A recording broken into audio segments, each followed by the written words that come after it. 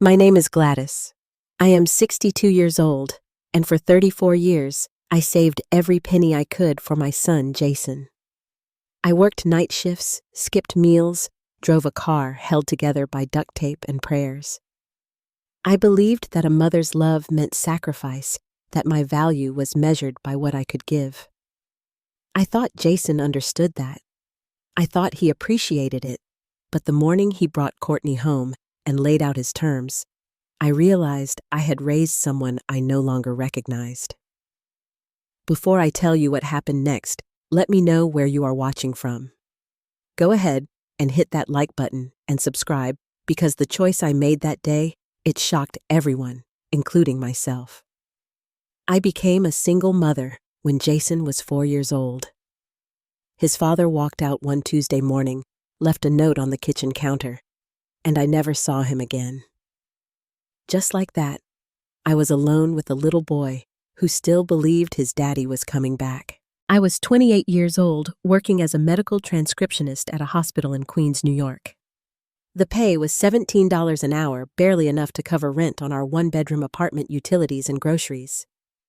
But I made it work. I always made it work. Jason slept in the bedroom. I took the sofa. That old brown couch with the sagging cushions became my bed for 8 years. I would tuck Jason in every night, read him stories about brave knights and faraway kingdoms, then fold myself onto that sofa with a blanket that was too thin and springs that dug into my back. I never complained. That was what mothers did right. We made space for our children even when there was no space left for ourselves. I picked up extra shifts whenever I could. Night shifts paid $1.50 more per hour, so I worked them. I would come home at 7 in the morning, get Jason ready for school, catch 3 hours of sleep, then pick him up in the afternoon. Weekends I worked at an urgent care clinic transcribing doctors' notes, while other families were at parks or movies. I remember Jason's 8th birthday. He wanted a bicycle, a blue one with racing stripes he had seen at the store. It cost $92. I worked 4 overtime shifts that month to afford it. The look on his face when he unwrapped it made every exhausted moment worth it. As Jason grew older and his dreams grew bigger, so did my work hours.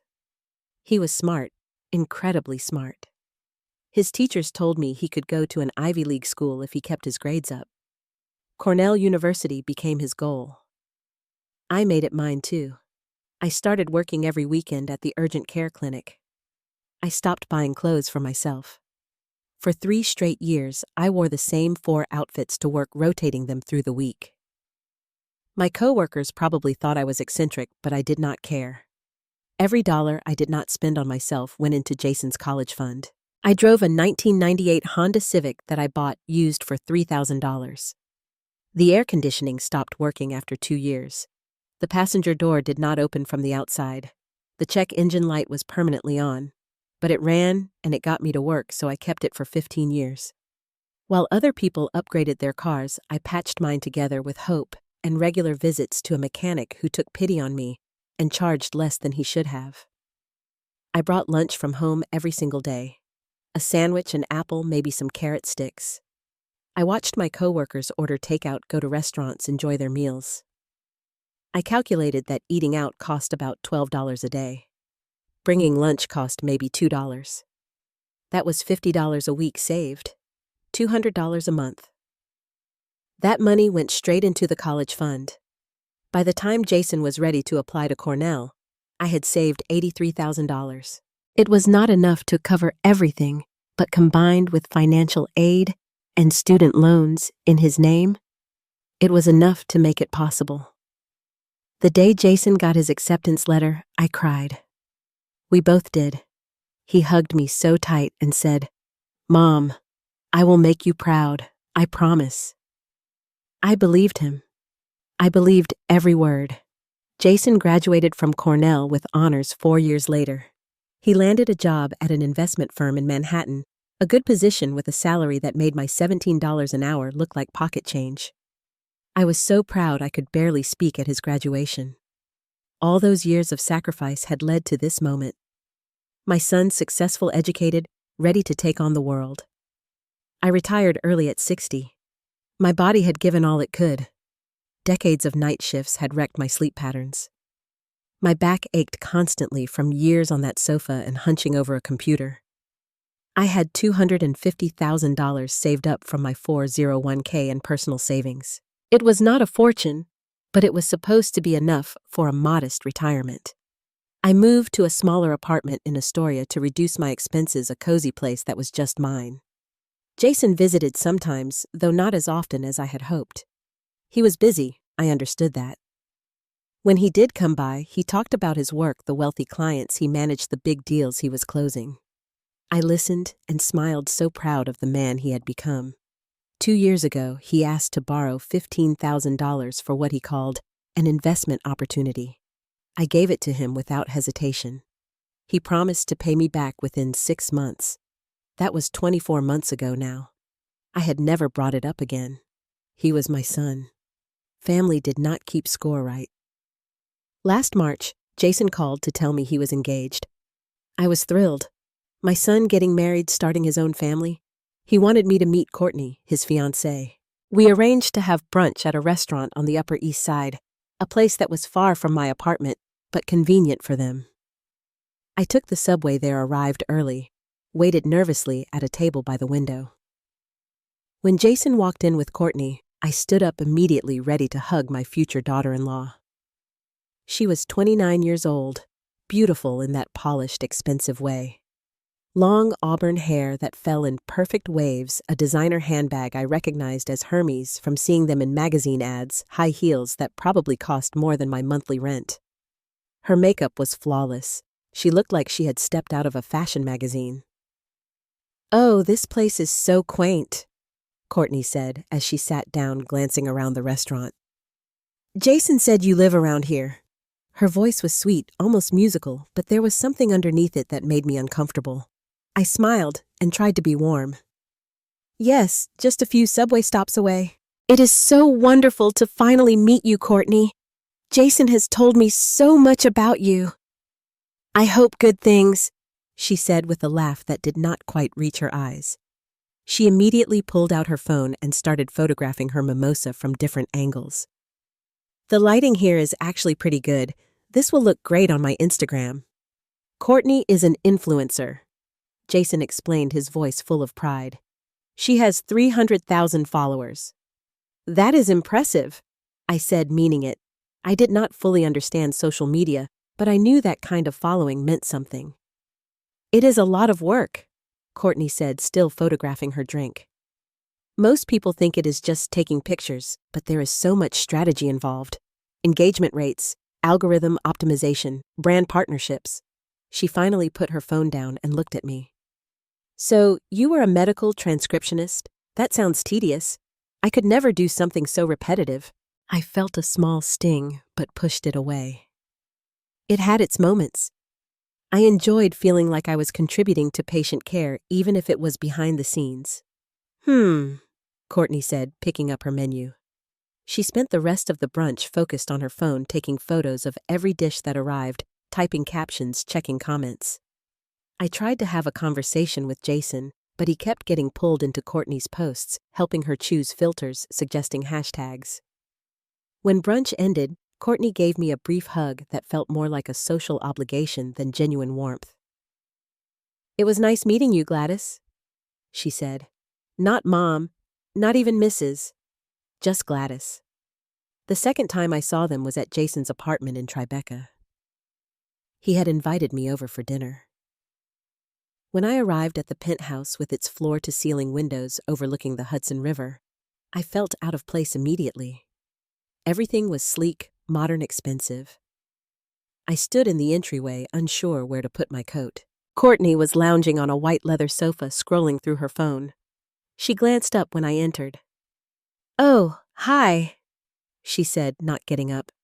She did not invite me to sit. I stood awkwardly at the kitchen counter while Jason poured wine. "This place is beautiful," I said, trying to make conversation. "It is okay," Courtney said with a sigh. "But the living room does not get enough natural light, and the second bedroom is way too small." Jason's apartment is nice, but we will need something bigger after the wedding. At least 3,000 square feet. I am thinking Upper West Side, maybe near Central Park. I looked at Jason. He smiled uncomfortably. We are figuring out the budget for all of that. Have you set a date for the wedding? I asked. We are still planning, Jason said, and something in his voice made me look at him more carefully. He glanced at me with an expression I could not quite read. Expectation, maybe. Hope. These things cost so much, Courtney added, examining her nails. Especially if you want to do it right. We are thinking the Plaza Hotel. Anything less would just be embarrassing. I nodded, feeling a knot form in my stomach. I stayed for another hour, making polite conversation that Courtney barely participated in. When I left, Jason walked me to the elevator. He hugged me, held on, a little too long. It is really good to see you, Mom, he said. There was something in his voice that should have warned me. 2 weeks later, Jason called.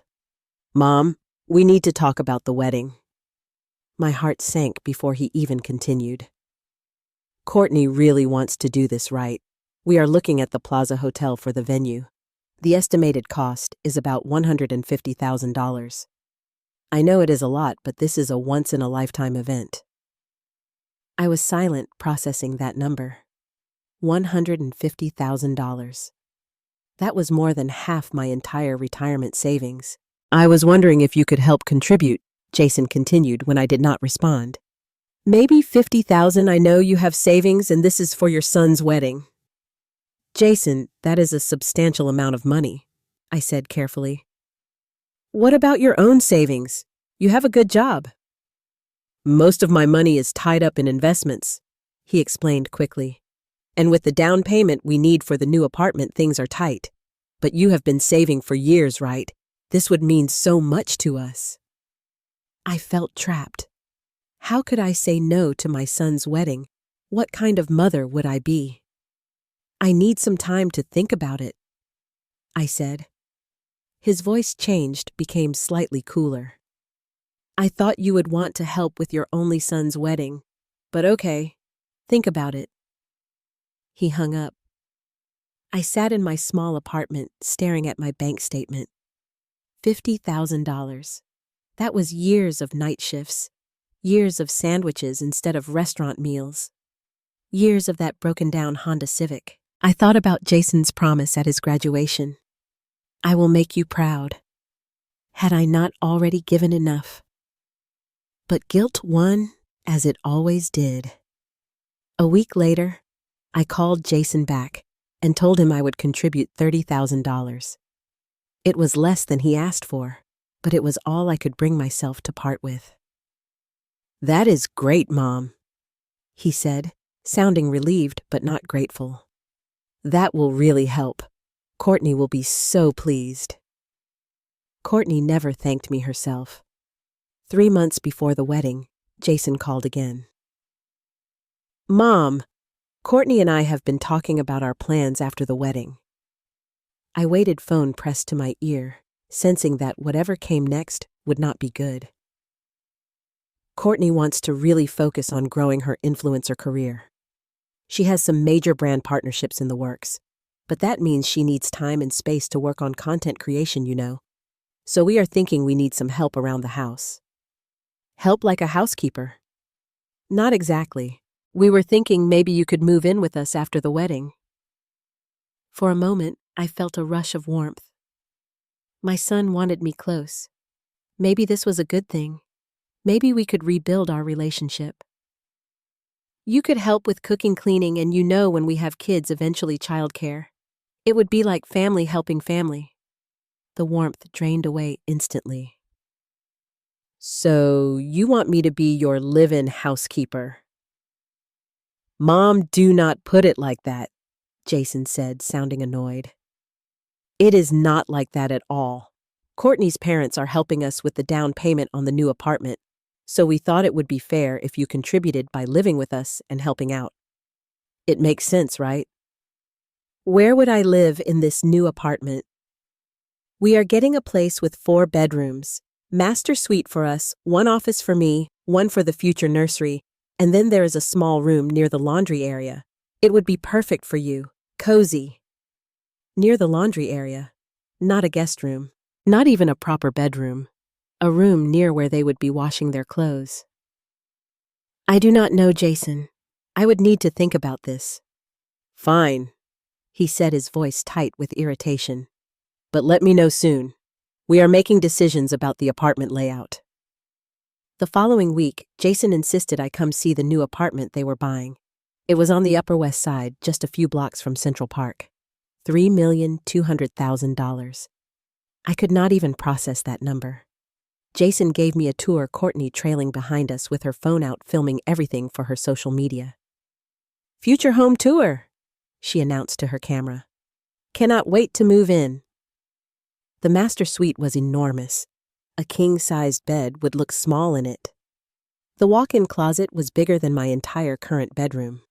The ensuite bathroom had a soaking tub, a separate shower with multiple heads, heated floors.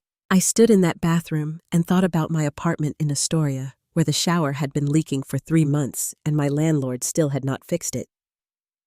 And this will be my office, Jason said, showing me a sunny room with built-in bookshelves and windows overlooking the tree-lined street. This is the nursery, Courtney added, gesturing to another spacious room painted a soft cream color. Obviously, we will redo it when the time comes, but it has good energy. Then we walked down a hallway past the kitchen to a door near the laundry room. Jason opened it. And this would be your room, Mom. It was 8 feet by 10 feet at most. No window, just a small ventilation grate near the ceiling. The walls were bare drywall. It smelled like detergent and mildew. It is cozy, right? Courtney said from behind me. Perfect for someone who does not need much space. And you would be right next to the washer and dryer, so convenient when you are doing laundry. When you are doing laundry. Not when we are doing laundry. When I was doing their laundry. I turned to look at Jason, searching his face for some sign that he understood how wrong this was. He smiled hopefully. What do you think, Mom? On the dining table, I saw building plans laid out. I walked over and glanced at them. The small room near the laundry was clearly labeled Storage, Helper's Room. Storage. Helper. That was how they saw me. I need to think about this, I said quietly. Courtney sighed, clearly annoyed. Well, do not take too long. We are finalizing everything next month. I left their future home and sat in my car for 20 minutes shaking. Then I called Dorothy, my best friend from my years working at the hospital. We had stayed close even after I retired. Dorothy, I need to talk to you about something. I told her everything. The wedding money, the room near the laundry, the expectation that I would cook clean and care for their future children. Gladys, that is not a mother-in-law suite, Dorothy said, her voice sharp with anger. That is a servant's quarters. Are you seriously considering this? He is my son, I said weakly. Family helps each other. Helping is one thing.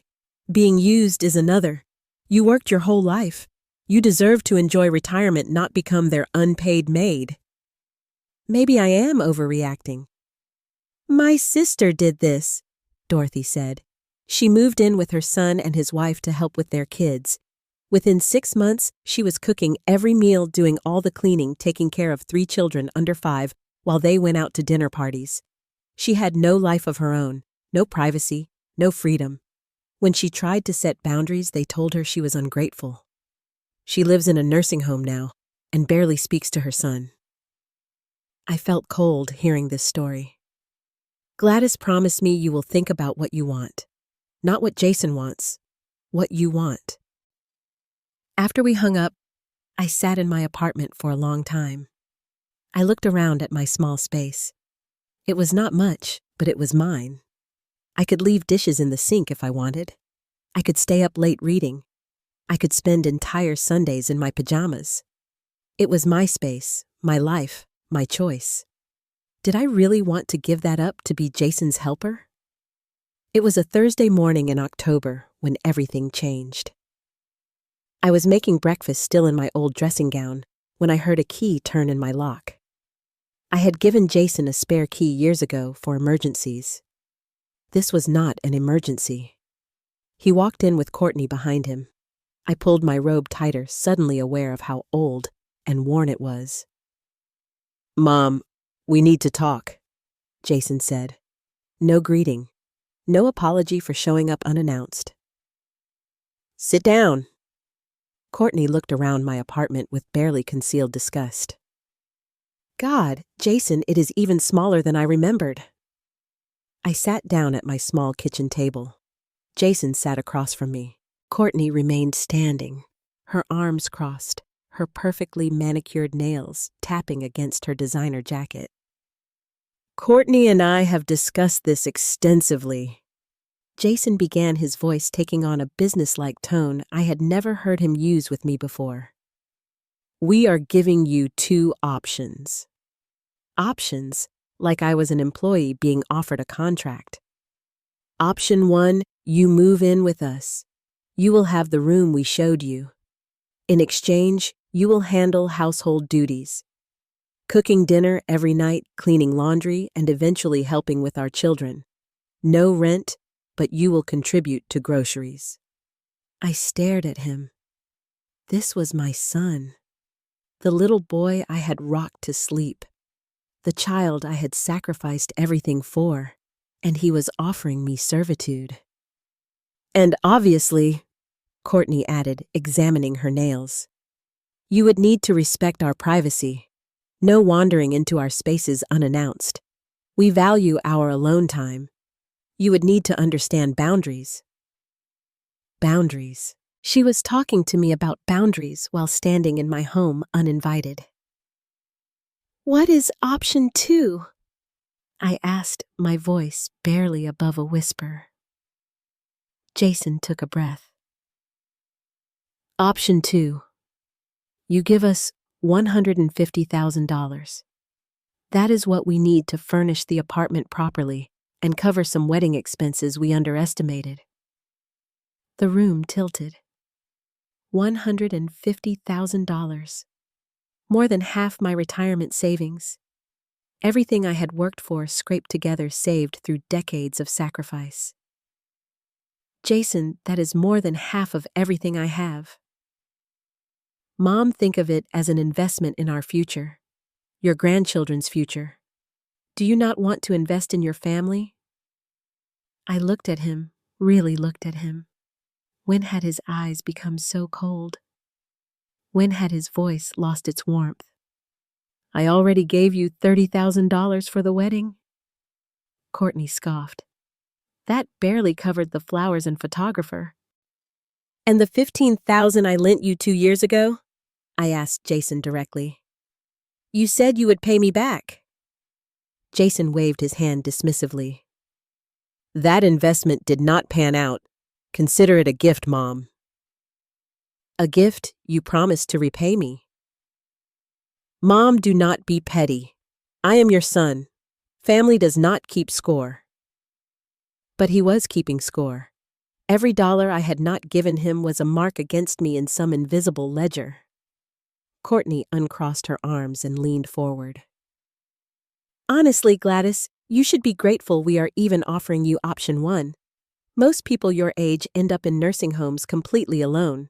She called me Gladys. Not Mom, not even Mrs. No respect at all. I looked at Jason, hoping he would defend me, say something, anything, to show he still saw me as his mother, and not just a resource to be managed. He said nothing. He just nodded along with Courtney. "Jason," I said, my voice shaking now. "I sacrificed everything for you. I worked night shifts for decades. I slept on a sofa for 8 years so you could have a bedroom. I drove a car that barely ran so I could save for your education. I gave up my life so you could have the life you wanted." Jason cut me off. "And I am grateful, Mom. But that was your choice. I did not ask you to do that." The words hit me like a physical blow. I did not ask you to do that. As if my love, my sacrifice, My entire existence as his mother had been some unwanted burden I had imposed on him. Courtney looked at her phone. Look, we need an answer by Friday. That is 2 days. Option 1 or option 2. Your choice. They both stood up. Jason looked down at me. Think about it logically, Mom. You are 62. You cannot live alone forever. At least with us, you would have family around. Courtney added, and honestly, that little room is better than some of those depressing senior facilities. Trust me, I have seen them. They walked out.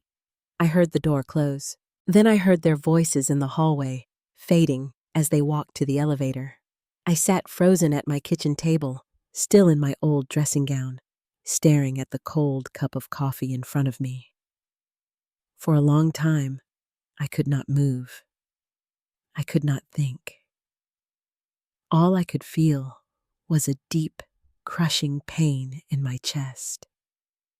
This was my son, the baby I had held, the child I had protected, the young man I had been so proud of. And he had just reduced me to 2 options, neither of which treated me as a human being deserving of dignity and choice. I looked around my small apartment. It was not much. The furniture was old, the carpet was stained, the walls needed painting, but it was mine. I paid the rent. I made the rules. I could wake up when I wanted, eat what I wanted, spend my days however I chose. On the shelf, I saw a photo in a frame. Jason at his Cornell graduation, wearing his cap and gown, his arm around me. We were both smiling. I was wearing a dress I had bought at a thrift store, but had dry cleaned for the occasion. I looked tired in that photo, decades of exhaustion etched into my face. But I looked happy, proud. Like everything had been worth it. I walked over and picked up the photo. I stared at Jason's young face, his bright smile, his eyes full of hope and promise. When had that young man become this cold stranger who could offer his mother 2 choices that were both forms of exploitation? And then with sudden, perfect clarity, I understood. I had taught him this by always saying yes, by never setting boundaries, by making my worth contingent on what I could give him. I had taught Jason that my value lay in my utility, not in my humanity. He had learned to see me as a resource because that was how I had presented myself. The realization was devastating and liberating at the same time. I put the photo back on the shelf. I walked to my computer. I sat down. And for the first time in my life, I made a choice based entirely on what I wanted, not on what someone else needed from me. I typed into the search bar, Luxury Senior Living Communities, New York. The first result was Oak Ridge Gardens. The website showed a beautiful campus with manicured lawns, walking paths lined with trees, elegant buildings with large windows. I scrolled through photos of spacious apartments, a fitness center with modern equipment, an art studio, a library, a dining hall that looked like an upscale restaurant. Smiling residents engaged in activities, taking classes, enjoying social events. I clicked on the pricing information. Monthly fee, $3,500. It included everything. Rent, utilities, all meals, activities, fitness center, access, housekeeping services, transportation to medical appointments. I did my calculations. With my savings and my Social Security, I could afford to live there comfortably for at least 15 years, probably 20 if I was careful.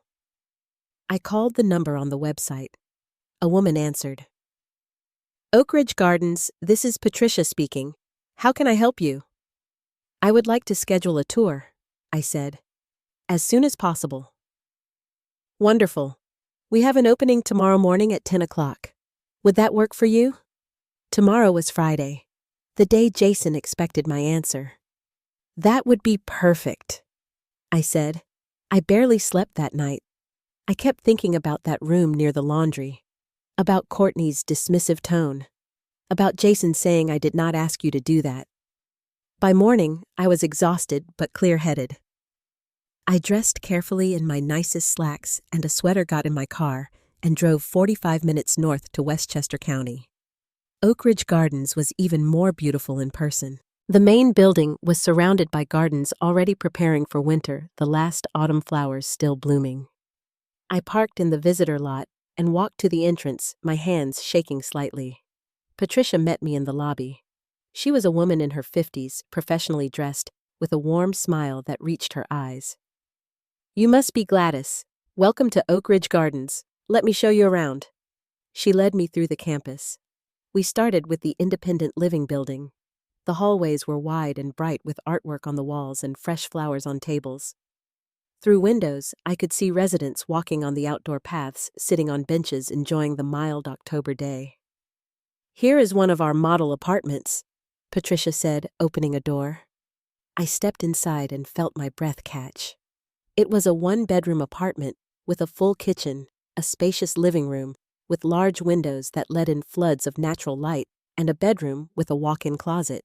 The bathroom had grab bars installed discreetly, a walk-in shower with a built-in seat and modern fixtures.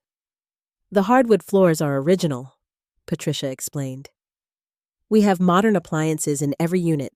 The windows face south, so you get beautiful light all day. Most of our residents tell us they spend their mornings just sitting by these windows with coffee and a book." I walked to the window and looked out. The view was of the garden's trees, a small pond. I could see a woman around my age walking a small dog on a path. "Can residents have pets?" I asked. "Absolutely. Cats and dogs under 30 pounds. We find that pets add so much joy to people's lives."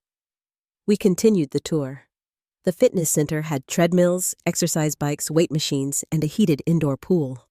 The art studio was full of supplies with paintings and pottery created by residents displayed on shelves. The library had thousands of books, comfortable reading chairs, and a section for movies and audiobooks. "We have a full calendar of activities," Patricia said, showing me a printed schedule.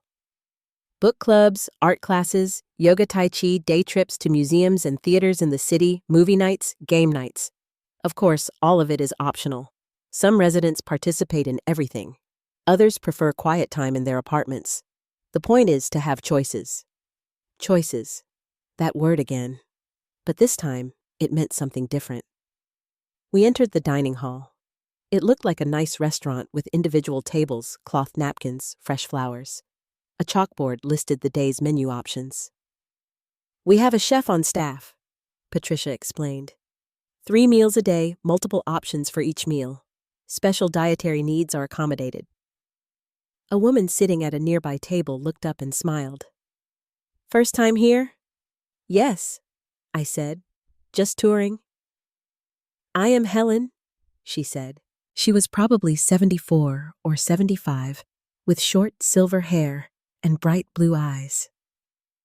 "I moved here 3 years ago after my husband passed. Best decision I ever made. I have more friends now than I did in my 40s. Are you thinking of joining us?" "I am considering it," I said carefully. "Well, I hope you do. We need more interesting people around here." She winked and went back to her lunch. Patricia showed me the rest of the facilities: a woodworking shop, a computer lab, a meditation room, a salon, a small theater for movie screenings. Everything was clean, well-maintained, and filled with engaged, active people. "You mentioned you are 62, Patricia said as we walked back to her office. "That is actually on the younger side for our residents. Most are between 70 and 90, but we welcome anyone 55 and over who wants independent living with community support." "I spent my career taking care of others," I said quietly. "I think I am ready to take care of myself." Patricia smiled. "That is what most of our residents say. They raised children, managed careers, cared for aging parents. This is their time." We sat in her office and went over the details: the monthly fee, the lease terms, the move-in process. I asked every question I could think of. Patricia answered each one patiently, thoroughly. "How soon could I move in?" I asked. "We have a 1-bedroom available now. You could move in within 3 weeks if you wanted to." 3 weeks? I could be out of my apartment away from Jason's demands, starting a new life in 3 weeks. I would like to sign the paperwork, I said. Today. Patricia looked at me carefully.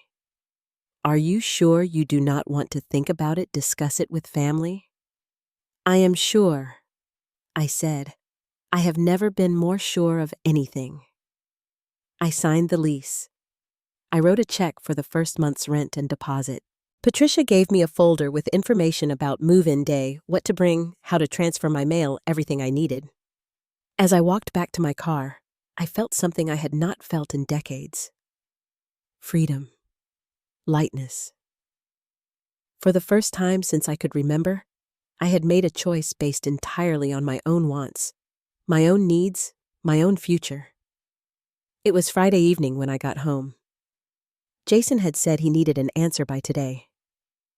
I picked up my phone and called him. He answered on the second ring. Mom, so what is your decision? Option 1 or option 2?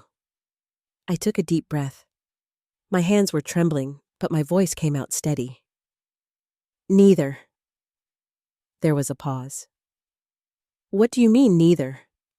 Those are your only options. No, Jason. Those were your options. I have made my own choice. What are you talking about? I signed a lease today for an apartment at Oak Ridge Gardens. It is a senior living community in Westchester. I am moving there in 3 weeks.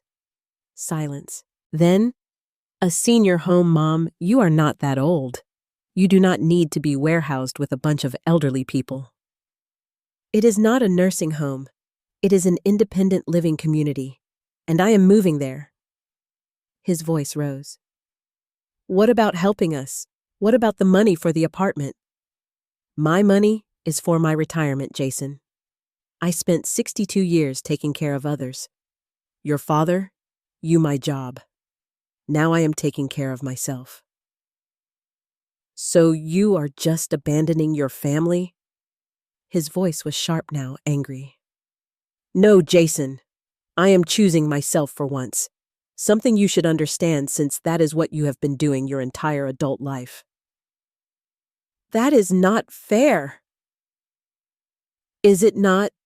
You offered me 2 options. Live with you as your unpaid servant, or give you more than half my savings. Neither option considered what I might want. Neither option treated me with dignity. You did not even ask how I felt about any of this. You just made your demands and expected me to comply. Mom, you are being dramatic. I gave you everything, Jason, and you turned around and offered me a room near the laundry in exchange for cooking your meals and doing your laundry. You told me my sacrifice was something you did not ask for, as if my love meant nothing. So no, I will not choose either of your options. I choose me. This is ridiculous. Courtney is going to be furious. Then Courtney can be furious. I do not work for her. What about the wedding money, the $30,000? Consider it my wedding gift, but you will not get another dollar from me. I could hear him breathing heavily on the other end. Finally, he said, Fine, do whatever you want, but do not expect us to come visit you in that place. I will not, I said quietly. And then I hung up. I sat on my sofa, the phone still in my hand, and I cried. Not because I regretted my decision, but because of what I had lost. Or maybe because of what I had finally acknowledged was never really there. The son I thought I had raised, the grateful child who would value my sacrifice, had never existed. Or if he had, he was gone now, replaced by this man who saw me as a means to an end. But through the grief, I felt something else. Relief. Peace. The knowledge that I had finally stood up for myself. The next 3 weeks were a blur. Jason called several times, alternating between anger and guilt-tripping. The text messages came daily. Mom, please reconsider. Courtney is very upset. How can you be so selfish? Everyone is going to think you are a terrible mother. I did not respond to most of them. There was nothing left to say. One afternoon, Jason and Courtney showed up at my apartment again. I was packing boxes, sorting through decades of belongings, deciding what to keep and what to donate. "You are really going to waste your money on a fancy nursing home instead of helping your son," Courtney said from my doorway. She did not bother to hide her contempt anymore. I continued folding clothes into a box. "It is not a nursing home, and it is not a waste. It is my life." Jason tried a different approach. "Mom, what will people think? My mother choosing to live with strangers instead of family." I finally looked at him. "Jason, you did not want me as family. You wanted me as staff. There is a difference." "That is not true," he protested, but his voice lacked conviction. "You offered me a room near your laundry in exchange for cooking, cleaning, and childcare." "What would you call that?"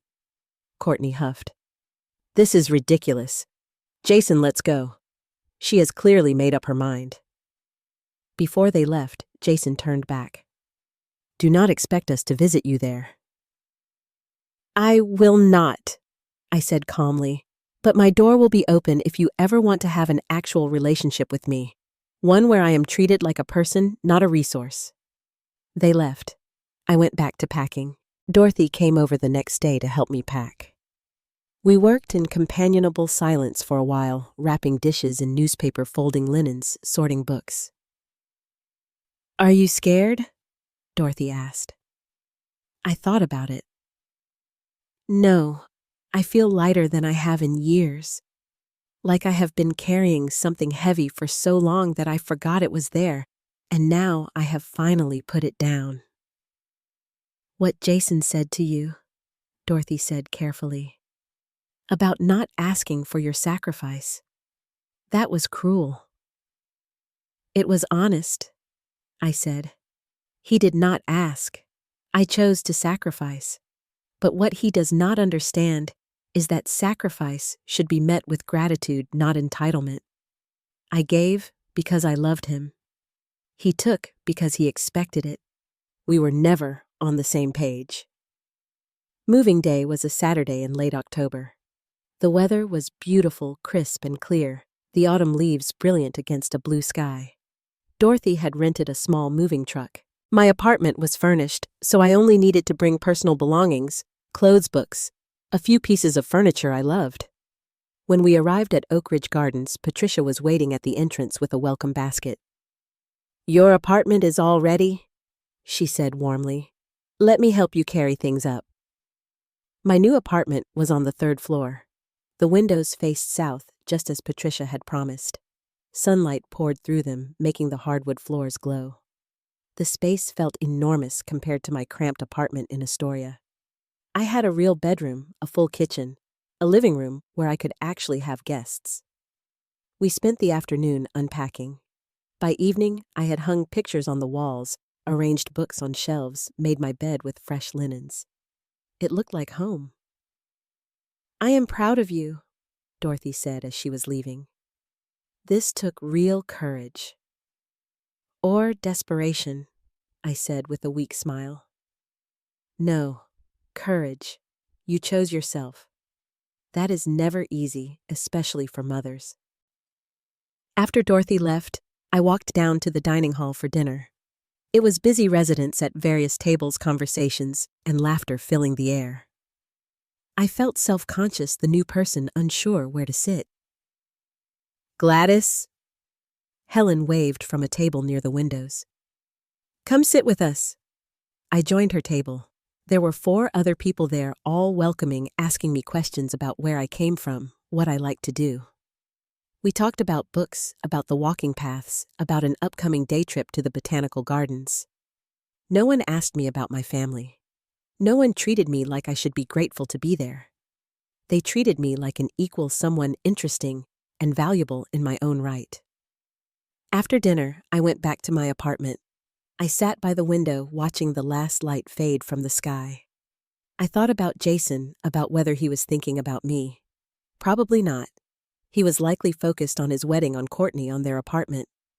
I was a problem he had solved by letting me go. And maybe that was okay.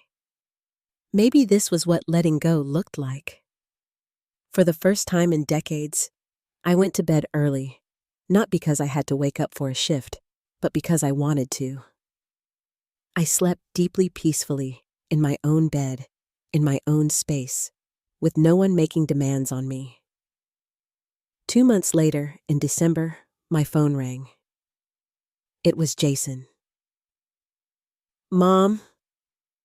His voice sounded different, tired, strained. "Jason, can we talk?" "Of course." There was a long pause. Then, Courtney broke off the engagement. I sat down surprised despite myself. "What happened?" "She met someone else, some tech entrepreneur at an influencer event, told me I could not provide the lifestyle she deserved." He laughed bitterly. "Can you believe that? After everything." I could have said so many things. "I told you so. You deserve this. Maybe now you understand." But when I opened my mouth, what came out was, "I am sorry, Jason. That must be very painful." "I have been thinking about what you said, about me treating you like staff." He paused. "You were right. I am sorry." The apology hung in the air between us. I did not know what to say. "I have been in therapy," Jason continued, "trying to understand why I became so entitled. My therapist says I have an issue with seeing people as resources rather than individuals. Apparently that is common in finance, but it is not an excuse." "No, it is not," I agreed gently. "Can I come visit you?" he asked. "I want to see where you are living. I want to try to understand." I thought about it. Part of me wanted to say no to protect myself from more hurt. But another part of me, the part that had loved this man since before he was born, wanted to give him a chance. "Yes," I said. "You can visit?" He came the following Saturday. I met him in the lobby feeling nervous. He looked different, thinner. There were circles under his eyes. He was not wearing his usual expensive suit, just jeans and a sweater. "Hi, Mom." "Hi, Jason." I showed him around Oak Ridge Gardens, the library, the fitness center, the dining hall. His eyes widened as we toured. This was nothing like the depressing nursing home he had imagined. "Mom, this place is really nice." "It is," I agreed. We had lunch in the dining hall. Helen stopped by our table, as did Arthur, my neighbor from the apartment next door. They were friendly, warm, sharing quick stories about book club and the upcoming holiday party. After they left, Jason looked at me. "You have a whole life here that I did not know about." "I do." "I never saw you as a person with your own wants and needs," he admitted. "I only saw you as my mom, as someone who existed to help me. That was wrong." Yes, it was. We talked for a long time. About his childhood, about my sacrifices, about how I had never taught him boundaries because I had none myself. About how he had learned to take because I had taught him I had endless capacity to give. "I am working on it," he said. "On seeing people differently. On being grateful instead of entitled." "That is good," I said. Before he left, he hugged me. A real hug, not the perfunctory ones he had been giving me for years. "Thank you for not giving up on me," he whispered. "You are my son," I said. "I will always love you, but I will never again sacrifice my dignity for that love." "I understand," he said, "and I do not want you to." He started visiting once a month. Sometimes we had lunch. Sometimes we just walked the grounds. The visits were not always easy. We were rebuilding something that had been broken, and that took time.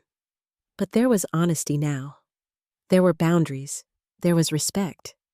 He never asked for money again. He never suggested I move in with him. We were learning to have a relationship where I was a person, not a resource. It is spring now. I have been living at Oak Ridge Gardens for 6 months. I wake up each morning without an alarm. Let the sunlight wake me naturally. I take a yoga class 3 times a week. I joined a watercolor painting class and discovered I love it. I have completed 3 paintings, so far small landscapes, that now hang in my apartment. I have breakfast most mornings with what we call the Breakfast Club. Me, Helen Arthur, and 2 other residents, Margaret and Donald. We sit at the same table, drink coffee, complain about the weather or politics, share stories from our lives. They know about Jason now, about what happened. They do not judge me for it. They just listen. I go on the day trips Oak Ridge organizes. Last month we went to the Metropolitan Museum of Art. Next week, we are going to a botanical garden. I see plays, visit museums, do things I never had time or money for when I was working. I joined a book club. We meet every Thursday evening in the library. We argue passionately about plot and character, drink tea, laugh at each other's interpretations. I feel intellectually alive in a way I have not since I was young. My friendship with Helen has deepened. She is funny, sharp, with no patience for nonsense. She introduced me to the knitting circle, though I am terrible at it. My scarves come out lopsided and full of holes, but everyone assures me I will improve with practice. Arthur, my neighbor, invites me to weekly bridge games. I am learning to play slowly. He is patient, explaining the rules, laughing when I make mistakes. Sometimes after bridge, we sit on his balcony and talk about books or our children, or what it means to start over in your 60s. I am healthier than I have been in years. I sleep well. The constant anxiety that used to sit in my chest has loosened. I did not realize how much stress I was carrying until I put it down. Jason visits once a month. Our relationship is still fragile, still being rebuilt. But there is something real there now, something based on mutual respect rather than obligation. He tells me about his therapy, about the changes he is trying to make. I listen. Sometimes I offer advice. Sometimes I just let him talk. He asked me once if I regret my choice. I told him the truth, not for a single moment. Last week, I sat in the garden on a bench under a blooming cherry tree. The petals were falling like snow, covering the ground in pink. I closed my eyes and felt the sun on my face, warm and gentle. I thought about all the years I spent believing my value came from what I could give others. All the nights I worked instead of slept. All the dreams I postponed or abandoned.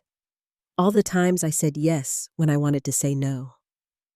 I thought about that morning when Jason gave me 2 choices, both of which denied my humanity. And I thought about the choice I made instead. For 60 years, I defined myself by what I could give others. I was a wife, then a mother, then a provider. But somewhere in all that giving, I lost myself. When Jason laid out those 2 options that October morning, I realized he had learned to see me the way I had taught him to see me, as someone whose value came from what I could do for him, not from who I was. Choosing Oak Ridge Gardens was not about punishing Jason or running away from responsibility. It was about finally asking myself a question I had never asked before. What do I want? What do I deserve? The answer surprised me. I deserve rest. I deserve joy. I deserve to spend my remaining years doing things that make me happy, surrounded by people who value me as a person, not as a resource. Love does not mean sacrifice without boundaries. Real love respects both people's humanity. It honors both the giver and the receiver. Teaching our children to take is not the same as teaching them to receive. One comes with gratitude, the other with entitlement. It is never too late to choose yourself.